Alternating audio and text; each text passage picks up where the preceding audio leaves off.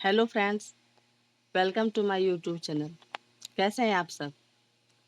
जैसा कि आप लोग जानते हैं, पिछले 10 साल में झारखंड में कोई भी जेटेट का परीक्षा नहीं हुई है, पर जेटेट का परीक्षा इस बार 2026 में होने जा रही है। एक्सपेक्टेड डेट में भी हो सकता है अगस्त में एग्ज़ाम हो जाए, क्योंकि जैक की तरफ से पूरी तैयारी हो रही है। जेटेट के लिए हम लोग बाल विकास यानी चाइल्ड डेवलपमेंट एंड पेडागोजी जो 30 नंबर मार्क्स का पूछता है, उसके बारे में हम लोग आज डिस्कशन करेंगे। आज सबसे पहले उसके बारे में हम पढ़ते हैं वृद्धि और विकास। चाइल्ड डेवलपमेंट का फर्स्ट चैप्टर है ग्रोथ एंड डेवलपमेंट। चलिए जानते हैं ग्रोथ क्या होता है। वृद्धि का सामान्य अर्थ मानव के विभिन्न अंगों के आकार, भार, लंबाई और चौड़ाई में होने वाले भौतिक और मात्रात्मक परिवर्तन से है। यह परिवर्तन बाह्य रूप से दिखाई देते हैं, इन्हें प्रत्यक्ष रूप से मापा जा सकता है, जैसे किलोग्राम, सेंटीमीटर में। चलिए आप लोग बताइए वृद्धि क्या होता है। वृद्धि मात्रात्मक होता है। वृद्धि को हम लोग माप सकते हैं, जैसे कि एक छोटा बच्चा जब छोटा होता है तो वो क्रॉलिंग करता है, फिर चलना सीखता है, धीरे धीरे वो बड़ा होता है, उसके बाद उसके मसल्स बढ़ते हैं, उसके शरीर के आकार बढ़ते हैं, लंबाई में बढ़ते हैं। टाइम के साथ वो एक वयस्क बन जाता है। वृद्धि एक टाइम के बाद आके रुक जाती है। वृद्धि क्या होती है? समय के साथ रुक जाती है। वृद्धि में लंबाई, भार, ऊंचाई, भौतिक भौतिक परिवर्तन होता है जो आपको दिखाई देता है। वृद्धि के बारे में फ्रैंक ने बोला है, उन्होंने ये फ्रैंक जो है वो एक एजुकेटिस्ट है। उन्होंने कहा है कोशिकीय गुणात्मक में ही वृद्धि कहलाती है। जैसे शरीर में आकार में वृद्धि होना, जैसे जो छोटा बच्चा होता है उसके छोटे छोटे हाथ पैर सब छोटे छोटे होते हैं, टाइम के साथ वो बड़ा होते जाता है। उसी के बारे में फ्रैंक ने कहा है। चलिए अब देखते हैं विकास का अर्थ एवं परिभाषा। विकास के बारे में, अच्छा डेवलपमेंट क्या होता है इसके बारे में आप लोग बताइए। डेवलपमेंट यानी कि विकास। डेवलपमेंट जीवन पर्यंत चलने वाली प्रक्रिया है। विकास एक व्यापक और सतत प्रक्रिया है जो गर्भावस्था से शुरू होकर जीवन पर्यंत चलती रहती है। विकास के अंतर्गत न केवल शारीरिक परिवर्तन बल्कि मानसिक, सामाजिक, संवेगात्मक, नैतिक और व्यवहारिक परिवर्तन भी शामिल होते हैं। विकास गुणात्मक और मात्रात्मक दोनों होता है। और वृद्धि क्या था? वृद्धि सिर्फ गुणात्मक था, नहीं, वृद्धि सिर्फ मात्रात्मक था। गुणात्मक तो डेवलपमेंट होता है जिसको हम माप सकते हैं और महसूस कर सकते हैं। जैसे शारीरिक परिवर्तन होगा वो तो आप देख सकते हैं, पर मानसिक परिवर्तन को सिर्फ उसके ऑब्जर्वेशन के द्वारा समझा जा सकता है। मान सामाजिक परिवर्तन, जैसे छोटा बच्चा जब पैदा होता है तो उसको कुछ नहीं आता, वो हमसे, बड़ों से, समाज से वो धीरे धीरे देखता है। Sorry for disturbance. Okay, now start again.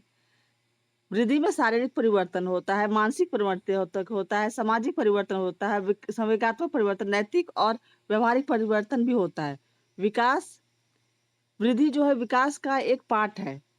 और विकास तो सतत चलने वाली प्रक्रिया है, जीवन भर चलती है। गर्भावस्था से लेके मृत्यु तक, तब तक हमारे अंदर कुछ ना कुछ विकास होता रहता है, कुछ ना कुछ हम जीवन में सीखते रहते हैं। विकास के बारे में हरलॉक ने एक बहुत ही अच्छी लाइन बोली है, चलिए जानते हैं।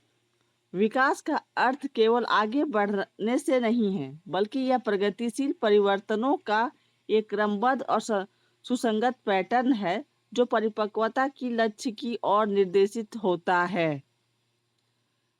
विकास जो होता है वो, जैसा कि पहले बताया, वोम टू टोम, मतलब गर्भ से लेके कब्र तक। वोम टू टोम विकास जीवन पर्यंत चलने वाली प्रक्रिया है। विकास में वृद्धि, चलिए अब जानते हैं विकास और वृद्धि और विकास में क्या अंतर है।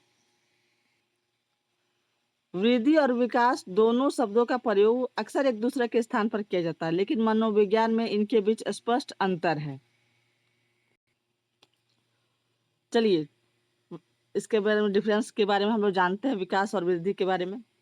स्वरूप, नेचर के बारे में, वृद्धि यह बाह्य होता है, एक्सटर्नल होता है और मुख्य रूप से शारीरिक होता है। वृद्धि हमारे शरीर में दिखता है कि वो कैसा, मतलब छोटा बच्चा कैसे धीरे धीरे बड़ा होते चलता जाता है। टाइम के साथ वो एक परिपक्व होने के साथ वयस्क बन जाता है छोटा बेबी से।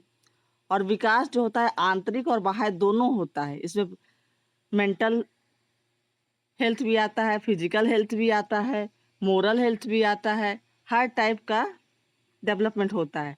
Physical development, moral development, mental development, social development, हर तरह का डेवलपमेंट होता है। मापन, इसका सटीक मापन जैसे वजन, लंबाई, संभव वृद्धि को तो हम लोग माप सकते हैं ना। जैसे जैसे छोटा बच्चा पैदा होता है तो वो 2-2.5 किलो का, 3 किलो का होता है। वो टाइम के साथ 5 kg, 10 kg का होता चला जाता है। लेकिन विकास को हम लोग एकदम सटीक तौर पर नहीं माप सकते। इसको सिर्फ अनुमान लगा सकते हैं। जैसे कि वो इतना छोटा था तो उसको 2 शब्दों का ज्ञान था, अब बड़ा हो गया तो वाक्य बोलने लगा है। ऐसे ऐसे माध्यम से हम सिर्फ उसको ऑब्जर्वेशन करके ही देख सकते हैं कि बच्चे में परिवर्तन हो रहा है। लेकिन वृद्धि को हम लोग माप सकते हैं कि नहीं, 2 महीना पहले इसकी कुछ लंबाई कम थी तो 2 महीने बाद लंबाई ज़्यादा बढ़ गई, तो वेट पहले कम था आज ज़्यादा बढ़ गया है या फिर घट गया है। बट विकास को हम लोग माप नहीं सकते हैं, सिर्फ उसको ऑब्जर्वेशन से समझ सकते हैं। टाइम पीरियड, यह जीवन भर, वृद्धि जीवन भर नहीं चलता है। ये टाइम मैच्योरिटी के आने बाद रुक जाता है। लेकिन डेवलपमेंट जीवन पर्यंत चलने वाला एक प्रक्रिया जो गर्भाधारण से लेके मृत्यु तक निरंतर चलती रहती है। क्षेत्र, इसका क्षेत्र संकुचित है या विकास का ही एक छोटा हिस्सा है। सही बात है। जब बच्चा थोड़ा बड़ा हो जाता है, जब वो परिपक्व हो जाता है, उसके बाद उसकी लंबाई तो बढ़ती नहीं है। ये एक संकुचित विकास का एक पार्ट है। पर इसका विकास का क्षेत्र व्यापक होता है। वृद्धि भी विकास के अंतर्गत ही समाहित होती है। फिर समझ में आ रहा है आप लोग को? परिवर्तन का यह केवल मात्रात्मक होता है, क्वांटिटेटिव होता है स्ट्रक्चरल, और विकास डेवलपमेंट मात्रात्मक और गुणात्मक दोनों तरह का होता है। जैसे आज बच्चा कुछ नहीं जान रहा है, 10 साल के बाद बच्चा बहुत कुछ सीख लेगा, उसको पढ़ना आ जाएगा। जो बच्चा को आज बोलना नहीं आ रहा था, वो 10 साल के बाद वो बच्चा किताबें पढ़ता है, बच्चों के साथ खेलता है, सोशल रहता है। यानी कि उसका physical development, mental development, moral development, social development, हर तरह से उसका डेवलपमेंट हो रहा है। चलिए अब जानते हैं विकास के सिद्धांत के बारे में। Principle of child development. बाल विकास कुछ निश्चित सिद्धांतों पर होता है जिन्हें समझना शिक्षकों और अभिभावकों के लिए अनिवार्य है। जैसा कि आप लोग सब टीचर बनने जा रहे हैं तो बच्चा किस तरह से बिहेव करता है, ये सारी चीज़ें आपको तब पता, जब आप सीडीपी को अच्छे से जानिएगा तब जाके स्कूल में आप बच्चे को अच्छे से टैकल कर पाइएगा। क्योंकि ये सीडीपी सिर्फ सिलेबस नहीं है, आप लोग भावी शिक्षक हैं। तो कल को जाकर आप लोग स्कूल जाइएगा तो उस समय बच्चों को सिखाने में आपका सीडीपी इसलिए पढ़ाई होता है ताकि बच्चों को आप लोग टैकल कर पाए, उनकी भावनाओं को समझ पाए, उनकी मेंटल हेल्थ को समझ पाए, मेंटल स्थिति को समझ पाए। चलिए शुरू करते हैं। प्रिंसिपल ऑफ कंटिन्यूटी यानी निरंतरता का सिद्धांत। विकास कभी न रुकने वाली प्रक्रिया है। यह माँ के गर्भ से शुरू होकर मृत्यु तक चलती रहती है। कंटिन्यूटी चलता है, विकास कभी रुकता नहीं है। जब से बच्चा गर्भाधारण करती है माँ, तब से लेके उसकी उस बच्चे की डिलीवरी, उसके बाद वो बच्चा शिशुवावस्था, बाल्यावस्था, एडोलसेंस पीरियड, एडल्ट में, इवन बुढ़ापे तक बच्चा कुछ ना कुछ वो इंसान सीखता ही रहता है। ह्यूमन का नेचर ही होता है कि जीवन भर वो कुछ ना कुछ सीखता ही रहेगा। उसी को कहते हैं विकास। विकास हमेशा होता रहता है, ये कभी नहीं रुकता है। और विकास ऐसा नहीं कि हर तरह से होता है, एक क्रम में होता है, निरंतर कंटिन्यू चलती है और एक सीक्वेंस में चलता है। जैसे सीधा दिशा का सिद्धांत, प्रिंसिपल ऑफ डायरेक्शन। विकास की एक निश्चित दिशा होती है। इसके 2 मुख्य उप सिद्धांत हैं। जैसे मस्तक 2 मुखी, विकास सिर से पैर की ओर होता है। बालक पहले सिर पर नियंत्रण सीखता है, फिर धड़ और अंत में पैर। जैसे कि आपको बताते हैं, बच्चा जो छोटा बच्चा है, जब वो पहले वो अपने सर को संभालना सीखता है, फिर अपने गर्दन को, और धीरे धीरे अपने हाथों अपने पैरों तक नियंत्रण पा लेता है। जब उसके थोड़ा परिपक्व मसल्स उसके अच्छे डेवलप हो जाते हैं, तो वो फिर अपने सिर से लेके पैर तक, इसको को कहता है मस्तकोद्गममुखी क्रम, मतलब सेफालोकॉर्डल सीरीज कहा जाता है। दूसरा है समीप दूराभिमुख क्रम। इसमें विकास केंद्र परिधि से की ओर बाहर होता है। पहले रीढ़ की हड्डी और मुख्य अंगों का विकास होता है, फिर उंगलियों और बाहरी अंगों का विकास होता है। इसमें सर बच्चे का जो विकास होता है वो सेंटर से बाहर की ओर, जैसे वो पहले अपने रीढ़ की हड्डी संभाल सकता है, फिर अपने हाथों को संभालता है, फिर अपने उंगलियों पर नियंत्रण पाता है। विकास सामान्य से विशिष्ट क्रियाओं का सिद्धांत है, जनरल टू स्पेसिफिक। ऐसा नहीं कि बच्चा जैसे तैसे आगे बढ़ते चलाता है, ये धीरे धीरे सीखता है, छोटी छोटी चीज़ों से बड़ी बड़ी, मतलब सामान्य चीज़ों से विशिष्ट चीज़ों की ओर जाता है विकास। बच्चा पहले सामान्य गतिविधियां करता है और बाद में विशिष्ट क्रियाएं। उदाहरण के लिए रोते समय नवजात शिशु अपना पूरा शरीर हिलाता है, लेकिन बाद में केवल आंखें और आवाज का उपयोग करता है। ये छोटा बच्चा जब रोता है तो पूरा शरीर हिलता है उसका, फिर धीरे धीरे वो अपनी आंखें और आवाज से वो अपना रो लेता है, वो अपना बता देता है, उसका डेवलप हो चुका है, तो अपने शरीर पर उसका नियंत्रण हो चुका रहता है। जैसे कि बच्चा पहले हाथ से बॉल पकड़ता है, पूरी पूरे दोनों हाथ से पकड़ता है, फिर उसको बाद में उंगलियों से पकड़ने का प्रयास करता है, तो इस क्या कहते हैं, इसको कहते हैं कुछ धीरे धीरे प्रोक्सीमोडिस्टल डेवलपमेंट। मतलब वो अपने पहले मसल हाथों का पूरा उपयोग किया, फिर अपने उंगलियों पर नियंत्रण किया, तब वो उंगलियों से पकड़ने लगा। व्यक्ति भिन्नता का सिद्धांत। देखिए हर बच्चा एक जैसा नहीं सीखता है, हर बच्चे का क्रम एक होता है, पर हर बच्चे का टाइमिंग अलग हो सकता है। कुछ बच्चे 10 महीने में थोड़ा बहुत बोला सीख जाते हैं, कुछ बच्चे 15 महीने में भी थोड़ा कम नहीं बोलते हैं। तो हर बच्चे का सीखने का जो समय होता है अलग होता है, इंडिविजुअल डिफरेंस, जिसको व्यक्तिगत भिन्नता। सभी बच्चों में अलग विकास होते हैं। हर इंसान का, प्रत्येक इंसान में इंडिविजुअल डिफरेंस होता है। प्रत्येक बालक के विकसित की गति और पैटर्न में भिन्नता होती है। कोई जल्दी बोलना सीखता है तो कोई देर से, उसी तरह कोई जल्दी चलना सीखता है तो कोई देर से। तो हर एक बच्चा, हर एक ह्यूमन एक दूसरे से भिन्न होता है, इंडिविजुअल डिफरेंसेस होता है उनके बीच में। एकीकरण का सिद्धांत, प्रिंसिपल ऑफ इंटीग्रेशन। बालक पहले पूरे अंक को और फिर उसके भागों को चलाना सीखता है, इसके बाद वह दोनों समन्वय स्थापित करता है। सही बात है, पहले वो अपने हाथों को उठाना सीखता है, फिर अपने उंगलियों से पकड़ना सीखता है। बाद में वो जो बच्चा बॉल पहले दोनों हाथ से पकड़ता था, फिर उंगलियों से धीरे धीरे करके उंगलियों से पकड़ना सीख गया। तो उस तरह से क्या, जब बाद में बॉल आने लगा तो फटाक से सीधे अपने उंगली से उठा लेने लगा। तो इससे क्या हुआ, उसका डेवलपमेंट हो गया। ये इनके प्रिंसिपल ऑफ इंटीग्रेशन। चलिए आगे चलते हैं अब। चलिए, परस्पर संबंध का सिद्धांत, प्रिंसिपल ऑफ इंटर रिलेशन। विकास के सभी आयाम, शारीरिक, मानसिक, सामाजिक और संवेगात्मक, एक दूसरे से जुड़े होते। यदि एक आयाम प्रभावित होता है तो दूसरा भी प्रभाव पर भी असर पड़ता है। बिल्कुल सही बात है। जब किसी बच्चे को यदि शारीरिक रूप से किसी तरह से कष्ट होता है तो उसका मानसिक डेवलपमेंट में भी असर आएगा, उसके सोशल डेवलपमेंट में भी असर आएगा, उसके संवेगात्मक विकास में भी असर दिखेगा। एक बच्चे का पूरी तरह से विकास करने के लिए उसके सारे आयाम बिल्कुल स्वस्थ होने चाहिए। हर एक मल्टी डायमेंशनल डेवलपमेंट पूरी तरह से, मतलब विकास के सारे आयाम एक दूसरे पर निर्भर करते हैं। यदि एक भी बाधित होता है तो बाकी पर भी असर होता है। चलिए आप जानते हैं विकास को प्रभावित करने वाले कारक। चलिए जानते हैं विकास को प्रभावित करने वाले कारक कौन होते हैं। विकास को जनरली 2 कारण होते हैं जो एक दूसरे को अंतर संबंध होता है। पहला है वंशानुक्रम, जिसको हेरिडेटरी बोलते हैं, जो हमारे जीन से आता है। और दूसरा है एनवायरनमेंट, परिवेश, जो हमारे पर्यावरण वातावरण से हमें मिलता है।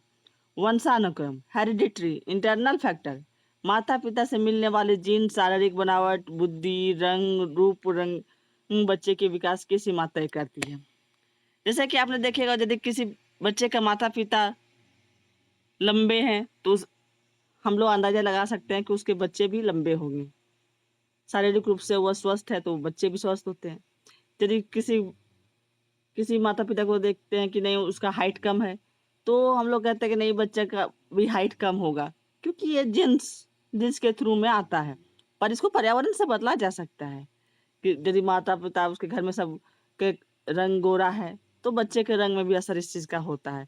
बुद्धि, यदि किसी माता पिता उसके मेंटली तेज है, तो बच्चे भी तेज होंगे, इस चीज का फैक्टर होता है। यानी कि विकास में हेरिडेटरी यानी कि वंशानुक्रम का बहुत बड़ा योगदान है। वातावरण, बालक के आसपास का परिवेश, परिवार का माहौल, पोषण, समाज, संस्कृति, विद्यालय विकास की दिशा प्रदान करते हैं। जैसे बच्चा जिस जगह पर रहता है, मान लीजिए बच्चा एक अच्छे माहौल में रहता है जहाँ पर सब पढ़े लिखे हैं, सब अच्छा वेल बिहेव करते हैं, तो बच्चा भी वेल बिहेव करे। आप बच्चा को ऐसे जगह पर आप ले जाइए, छोटे बच्चे को, जहाँ हर समय गाली गलौज, लड़ाई झगड़ा, वैसे चीजें में बच्चा पलेगा, तो बच्चा भी उसी टाइप से सीखेगा, उस टाइप का ही बिहेवियर करेगा। परिवार का माहौल, यदि घर में परिवार में अच्छी संस्कार है, सब शांति से रहता है, एक दूसरे का सम्मान करता है, तो बच्चा भी एक दूसरे का सबको सम्मान करना सीखता है। पर वहीं पर यदि परिवार में कोई कोई किसी परिवार में यदि गाली गलौज आए, उसके पापा आए शराब पी के, घर में लड़ाई झगड़ा, तो बच्चा भी वही सब चीज को सीख जाएगा। पोषण, न्यूट्रिशन, बच्चे का विकास में न्यूट्रिशन का बहुत बड़ा योगदान है। उसकी एक अच्छी न्यूट्रिशन उसके शारीरिक विकास को बहुत और मानसिक विकास को बहुत असर करता है। यदि बच्चे को सही पोषण मिले, तो यदि वंशानुक्रम में उसका हाइट कम भी है, तो अच्छी हाइट हो जाती है, उसका शारीरिक संरचना अच्छी हो जाती है, अच्छा उसकी शारीरिक विकास अच्छा हो जाता है, मानसिक विकास अच्छा हो जाता है। समाज, समाज का भी असर पड़ता है, उसकी संस्कृति का असर। विद्यालय, जब बच्चा छोटा बच्चा जब स्कूल जाता है, तो वहाँ का माहौल, टीचर से वो जो सीखता है, वो उसके जीवन भर के लिए वो चीजें उसके जीवन में असर कर जाता है। विकास, मतलब हम लोग विकास पर कौन कौन सा असर होता है? हेरिडेटरी यानी वंशानुक्रम और वातावरण, और दोनों एक दूसरे से अंतर संबंध है, दोनों विकास का बहुत बड़ा योगदान है। चलिए अब विकास की अवस्थाएं देखते हैं। मानव विकास की प्रमुख अवस्था, स्टेज ऑफ ह्यूमन डेवलपमेंट। मानव विकास को विभिन्न अवस्थाओं में विभाजित किया गया है।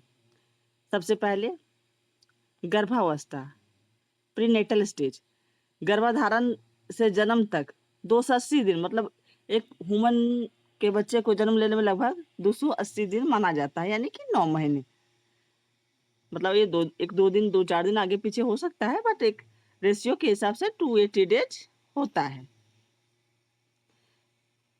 तो विकास जो है गर्भावस्था से ही शुरू हो जाता है और अब तक चलता है, जीवन पर्यंत चलने वाली प्रक्रिया होती है। विकास कभी नहीं रुकती, विकास एक सतत प्रक्रिया है, जीवन पर्यंत चलने वाली प्रक्रिया। शैशवावस्था, जन्म से 5 से 6 वर्ष तक, इस अवस्था में शारीरिक विकास अत्यंत तीव्र गति से होता है, इस खिलौने की आयु भी कहा जाता है। जब बच्चा जन्म लेता है, तो धीरे धीरे छोटी छोटी छोटी चीजों से पहले वो बैठना सीखता है, फिर वो क्रॉलिंग करना सीखता है, फिर वो खड़ा होना सीखता है, फिर वो चलना सीखता है, फिर वो दौड़ना सीखता है, बोलना सीखता है, उसकी दांत आती है, मतलब उसका ग्रोथ और डेवलपमेंट दोनों होता है। ऐसे शिशुअवस्था को 0 to 2 years बोला जाता है। इन्फेंसी को इन्फेंसी इन्फेंसी स्टेज को 0 to 2 years, 2 years।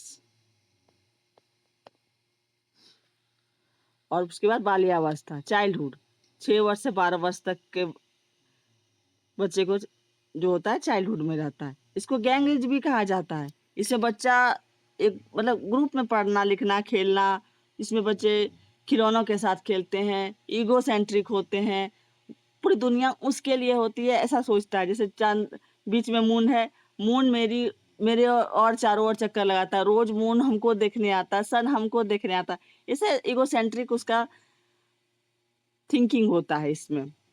और ये खिलौनों को भी सजीव समझते हैं, लिविंग समझते हैं, लिविंग और नॉन लिविंग में अंतर नहीं कर पाते हैं 6 वर्ष तक के बच्चे। फिर बाद में, जैसा कि आप जिन प्याजे ने बताया है स्टेज के बारे में, हम अगली वीडियो में देखेंगे जिन प्याजे और के स्टेज के बारे में।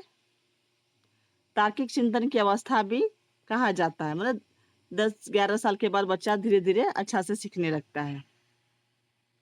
बाल्यावस्था, पूर्व बाल्यावस्था और उत्तर बाल्यावस्था, 3 से 6 वर्ष तक के बच्चे को पूर्व बाल्यावस्था कहता है, उत्तर बाल्यावस्था। ये डेटा अलग अलग बुक्स में अलग अलग साइकोलॉजिस्ट सब अलग अलग माने, कोई 2 से 6 बोला है, कोई 2 से 7 बोला है, 6 से 12, कोई 6 से 11, 6 से 13। तो ये अलग अलग होता है। मतलब 4 स्टेज होते हैं, शिशुअवस्था, बाल्यावस्था, किशोरावस्था, इस तरह से। अब किशोरावस्था, एडोलसेंस पीरियड, जनरली इसको टीनेजर्स बोला जाता है। 12 वर्ष से लेके 18 वर्ष, 19। स्टैनले हॉल के अनुसार, स्टैनले हॉल बोलते हैं, अत्यंत तूफान, तनाव, विरोध और संघर्ष की अवस्था है। इस अवस्था में पहचान का संकट होता है।